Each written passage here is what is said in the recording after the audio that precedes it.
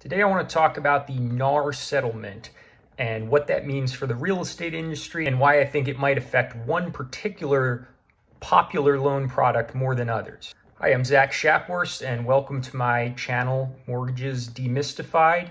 If you find this content helpful, please like and subscribe. Last week, the National Association of Realtors came to a settlement of over $400 million in reference to a lawsuit about real estate commissions. And the effect of this ruling is that essentially realtors are going to have to negotiate their commissions beforehand. Typically in the past, a buyer's agent would be paid out of the proceeds from the sale of the house by the seller, and the amount of commission in which the seller is willing to pay was advertised on the MLS. That will no longer be the case.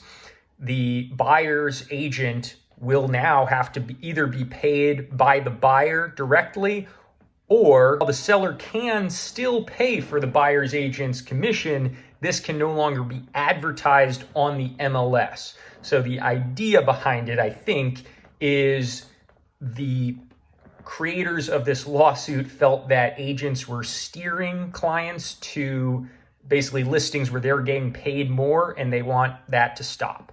Now, the ultimate effect of this impactful lawsuit, I think, is that the clients that are not able to afford to pay a buyer's agent's commission of typically 3% or even 2% on top of what they're paying already are really going to feel the brunt of the pain here. Now, it's important to understand that seller credits, which I talk about a lot as a way to get the interest rate lower, can be used for FHA and conventional loans to pay the buyer's agent's commission.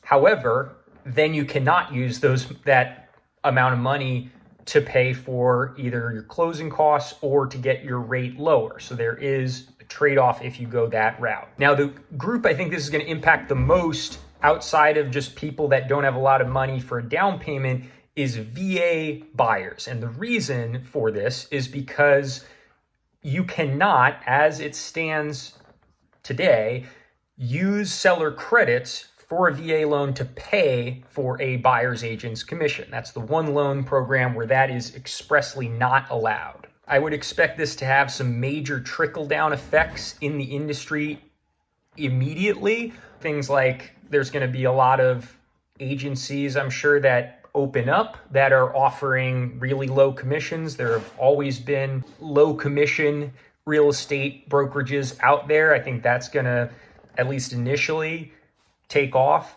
But ultimately, I think the good agents out there are still going to get their commissions. This will probably weed out a lot of agents that are not able to really justify their value for a transaction. But I expect in the long run, there are going to have to be changes made to allow buyers, first-time home buyers that are, just trying to get their foot in the door, to really compete. Because as it stands, like I said, there's a limit to how much in seller credits you can ask for. And if you're paying your agent now out of your seller credits, you can't afford to get your closing costs paid for. You can't afford to get a lower interest rate to make the monthly payment work. So I would expect all loan programs to increase the amount in terms of seller credits. Or conversely, I could see subsidies being offered to pay real estate agents, because what unfortunately is going to happen, I think, if none of those changes happen, is you're going to have people that are able to buy a home as it stands no longer being able to buy a home with a real estate agent, and either they're going to go with the cheapest route, which is generally speaking not going to be the best, or they're going to try and buy homes without a realtor, and that's going to go really badly unless you've bought a lot of homes before. Like if someone came to me and said, "Hey Zach, I want to buy a home. I don't want to pay for a real estate agent. Can you help me?"